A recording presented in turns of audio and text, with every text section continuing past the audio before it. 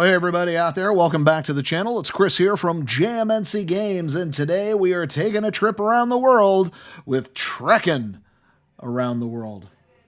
Or just Trekking the World. Says it right there. Anyhow, the game is for 2 to 5 players, ages 10 and up, and the average game time is about 30 to 60 minutes. If you haven't already done so, take a moment to like and subscribe to our channel. We greatly do appreciate that, and it sure does help us grow. And if you feel so inclined, if the video has helped you in any way, you can support the channel directly by visiting the application Buy Me a Coffee. Now let's dive in and take a look at what's inside the box. There's the board, a bag, 48 destination cards, the player meeples, 5 suitcase mats, player aid cards, score pad, 12 journey cards, 75 Trek cards, 48 souvenir cubes of various colors, 10 region bonus tokens, victory point tokens, and the most souvenir tiles. To set up, place the board in the center of the playing area so that all players can reach. Each player chooses their color meeple and collects a suitcase mat. Your mat goes in front of you, and be sure to have it facing the correct side based on the number of players playing the game. Choose a player to go first, and that player may now place their meeple on one of the airport locations on the board, followed by the rest of the players in a clockwise order. The souvenir cubes used for a game are based on the number of players in the game. In a 2-player game, you'll need to remove 3 of each color and place it back into the box. In a 3-player game, remove 1 red, 1 blue, 2 yellow, and 2 white. In a 4-player or more game, you want to use all of the cubes for the game. Place the cubes used for the game into the bag and then mix it up. Now draw a random cube and place it on a destination. Continue to do this until all of the spaces are filled.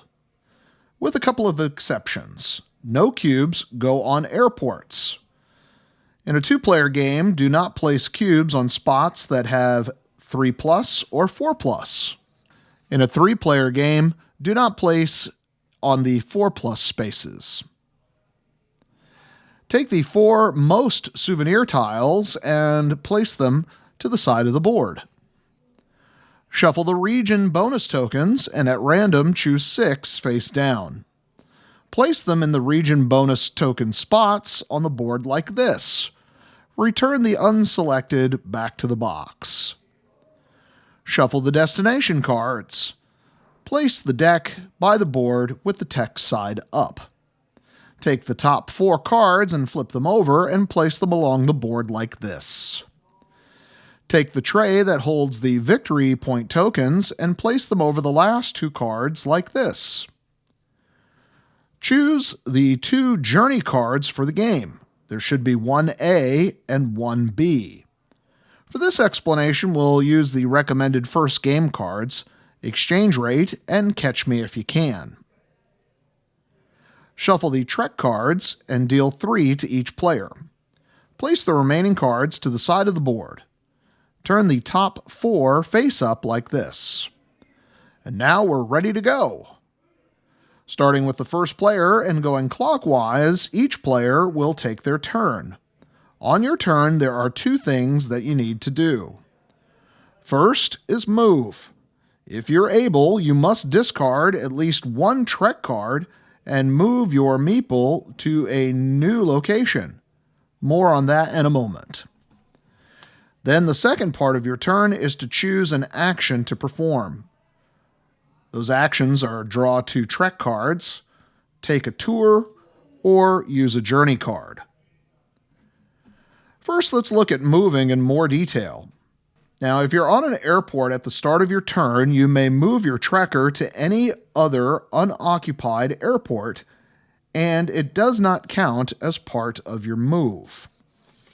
So again, if you're able, you must move on your turn, and to move, you must announce where you are going.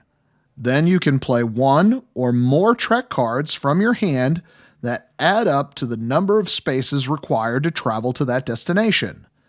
It must add up exactly. When you arrive at the destination, if there is a souvenir cube there, you collect it and place it into your suitcase based on the color of the cube.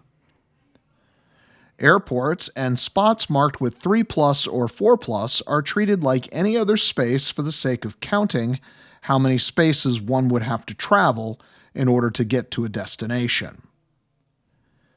If there is a player in your way, you may not pass through them in order to get to a destination, and this includes airports. Back to your suitcase.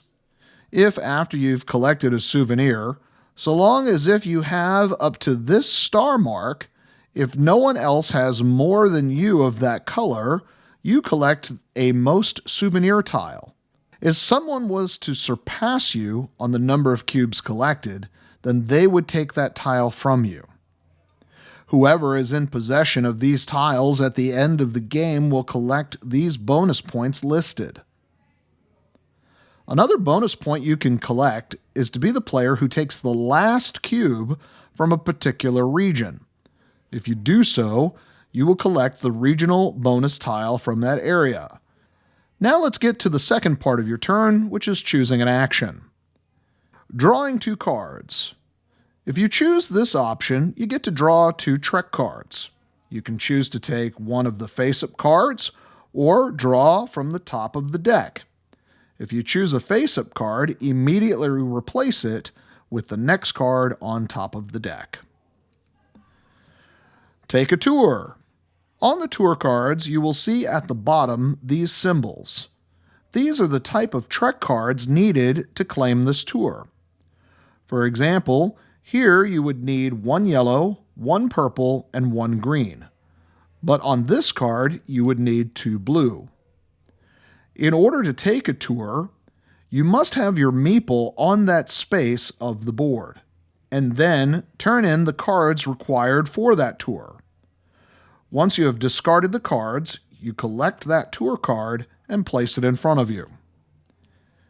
If it's one of the last 2 cards, you also claim one of the victory point tokens that are above. Once a tour card is claimed, you would slide the remaining cards over to the right, flip over the top card, and replace it on the left. The final option is to activate either of the journey cards. To do this, you will need to have 2 matching cards required in your hand. You discard these cards, and then you can take that journey's action. The journey cards remain in place for the whole game, and any player can use them during their turn if they choose to use the journey option. Play continues, with each player following the same pattern. Move, then choose. If there is ever a time when a player does not have any cards in their hand, they do not move. They just move on to the choosing part of their turn. The game ends when one of 2 things happens. 5 of the 6 region bonus tokens have been collected, or a player collects their 5th tour card. When either of these things happen, the player who triggered the end of the game completes their turn and then move on to scoring. To count your victory points, take a look at your most souvenir tiles in your possession, region bonus tiles, victory point tokens collected, destination cards collected, and the souvenir sets in your suitcase. With this one, whichever level you have the highest, where you've collected all 4 colors, this is the amount of points you collect. Whoever has the highest score is the winner, and in case of a tie, whoever has the most souvenir cubes in their suitcase is the winner. And that's how you play Trekking the World. Thanks for joining us today. We sure hope you enjoyed our short explanation on Trekking the World. If you got any questions, drop them down in the comments below. I'll try to answer those as quickly as I can. And while you're there, go ahead and like and subscribe to the channel. We greatly do appreciate that. Well, now we know the basics, so let's play.